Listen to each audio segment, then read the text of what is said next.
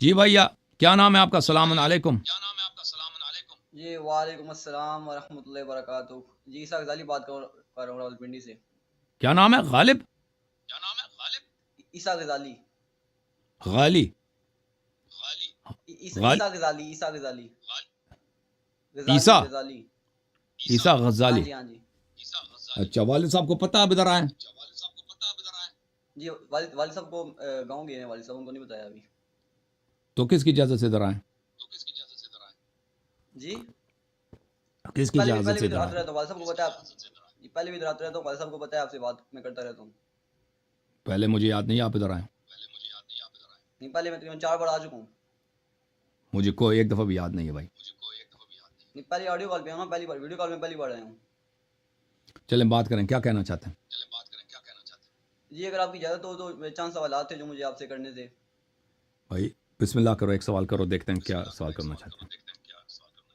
جی پہلا سوال میرا آپ سے یہ تھا کہ جو شیعہ کی بنیادی حدیث کی کتابیں ہیں، ان میں جتنی بھی روایات ہیں، جو بنیادی 4 کتابیں حدیث کی، ان میں جتنی بھی روایات ہیں یہ ساری جو ہیں قابل قبول ہیں اور مقبول ہیں. ان میں کچھ ساری صحیح روایات ہیں. صحیح سے کیا مراد ہے بھائی؟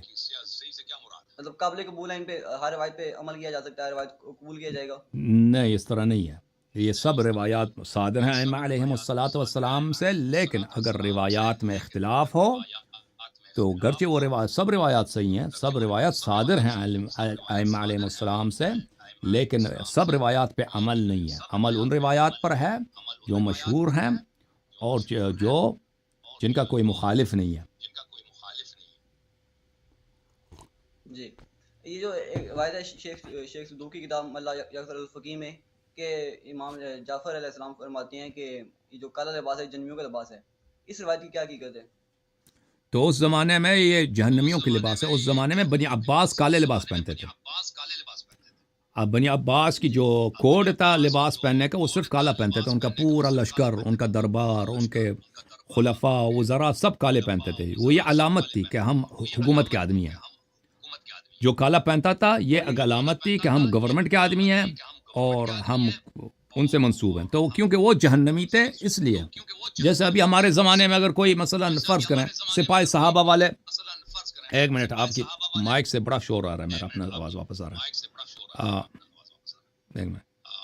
تو اگر ابھی ہمارے زمانے میں اگر یہ ہو جائے کہ فرض کریں سپاہی صحابہ والے سب کوئی ایسا چیز اپنا کوڈ بنا دیں، ٹھیک ہے نا، کہ ان سے پتہ چلے کہ یہ سپاہی صحابہ ہیں. فرض کریں کہ وہ مثلا ایک رومال گردن میں ڈال دیں. فرض کریں سپاہی صحابہ کے جتنے آدمی ہیں پیلے رنگ کا رومال اپنے گردن میں ڈال دیں. فرض کریں اس طرح تو نہیں ہے، اگر ہو جائے تو ہم کہہ سکتے ہیں کہ یہ رومان جو ہے کیا یہ جہنمیوں کی علامت ہے. کیوں؟ اس لیے اس کا مطلب یہ نہیں ہے کہ یہ ہمیشہ اس طرح ہے. یہ ابھی جو یہ انہوں نے ایک کام شروع کیا کیونکہ یہ جہنمی ہے اور یہ پیلے لباس پہنتے ہیں، تو ہم کہیں گے کہ یہ ان کی علامت ہے. تو یہ اس طرح ہے. حالانکہ اس طرح نہیں ہے کہ ائمہ علیہم السلام خود کالے لباس کبھی نہیں پہنتے تھے، یا رسول اللہ صلی اللہ علیہ وسلم نے کبھی نہیں پہنی ہے، یا ان کے گھر میں کسی نے نہیں پہنی ہے. اس طرح نہیں ہے. لیکن کیونکہ یہ ان لوگوں کا کیا تھا، ان لوگوں کی علامت تھی اور یہ ان لوگوں کی نشانی تھی، اس لیے. اوکے، مزید بولیں بھائی. جی اور قرآن پاک میں یہ جو اللہ تعالیٰ نے فرمایا کہ صدقان علیجہ کے الفاظ ہیں، اس علیجہ سے مراد علی بن ابی طالب ہیں، اس پر کیا دلیل ہے؟ یہ احادیث ہیں اہل بیت طاہرین علیہ السلام کے احادیث ہیں. پہلی بات ان کا نام ہے بھائی، معنی ہی نہیں بنتا. وجعلنا لهم قال رب اجعلنی واجعل لي لسان صدق في الآخرین. آخرین میں میرا لسان صدق مجھے عطا کرو. مجھے لسان صدق یہ کنایہ ہے شخص سے. آخرین میں مجھے لسان صدق عطا کرو. وجعلنا لهم لسان صدق علیہ، اور ہم نے ان کو لسان صدق دے دی علی علیہ الصلاۃ والسلام. علی علیہ الصلاۃ والسلام ان کا نام ہے، یہ واضح ہے. اگر اس میں عمر کا نام ہوتا تو آپ نہیں کہتے کہ دلیل کیا ہے. ابو بکر کا نام ہوتا نا، آپ کبھی نہیں کہتے کہ یہ اس میں دلیل کیا. تو واضح ہے.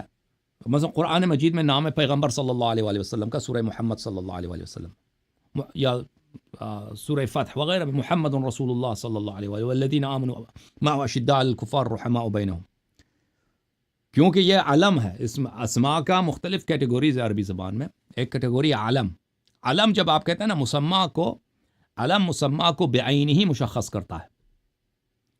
جب آپ علم کا ذکر کرتے ہیں تو یہ بالکل اس سے مراد مسمع ہوتا ہے. عیسیٰ ابن مریم کا جہاں بھی قرآن میں نام ہے اس سے مراد عیسیٰ ہے، کوئی اور نہیں ہے. مثلا حضرت موسیٰ علیہ السلام کا جو نام ہے وہ موسیٰ علیہ السلام ہے، کوئی نہیں کہتا کہ اس میں کیا دلیل ہے موسیٰ ہے. تو پہلی بات یہ ہے کہ ان کا علم ہے. دوسری یہ ہے کہ اہل بیت طاہرین علیہ السلام کے احادیث ہیں کہ انہوں نے فرمایا اس سے مراد علی سے مراد یہاں پر علی علیہ الصلوۃ والسلام سید المسلمین امیر المؤمنین علیہ السلام ہیں. اور پھر اس آیت کا معنی بھی نہیں بنتا وَجَعَلْنَا لَهُمْ لِسَانَ صِدْقٍ عَلِيًّا. اگر ہم اس کو علم کے طور پہ نہیں لیتے اور اس کو صفت کے طور پہ لیتے ہیں کہ یعنی اونچا بلند، ہم نے لسان صدق ان کے لیے اوپر کر دیا. لسان کس کو بولتے ہیں؟ زبان کو بولتے ہیں. سچائی کی زبان کو اوپر کر دیا. سچائی کی زبان کو اوپر کر دینا اس کا مفہوم ہی نہیں بنتا.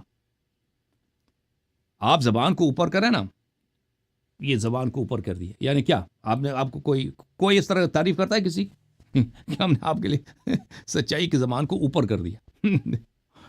اگر مثلا مراد یہ ہوتا کہ ہم نے ان کو کیا بنایا، ہم نے ان کو سچ بولنے کی توفیق عطا کر دی، ان کو صادقین بنا لیتا.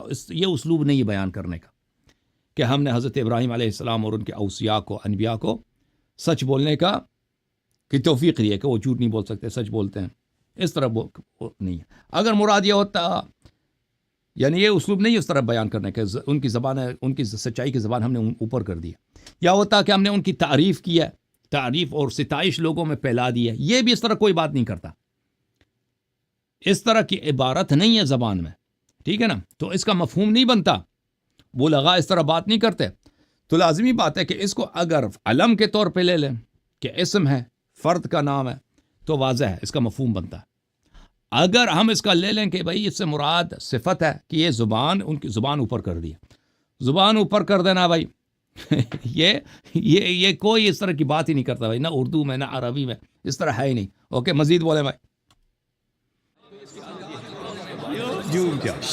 جھوم جاؤ، پرواز کرو، کیوں فخر سے سر اٹھا، کیونکہ اللہ تعالیٰ نے تمہیں انتخاب کیا. صراط حق پر صرف تم ہو، صراط ایمان پر صرف کیا، کیونکہ اللہ تعالیٰ نے تمہیں انتخاب کیا. صراط حق پر صرف تم ہو، صراط ایمان پر صرف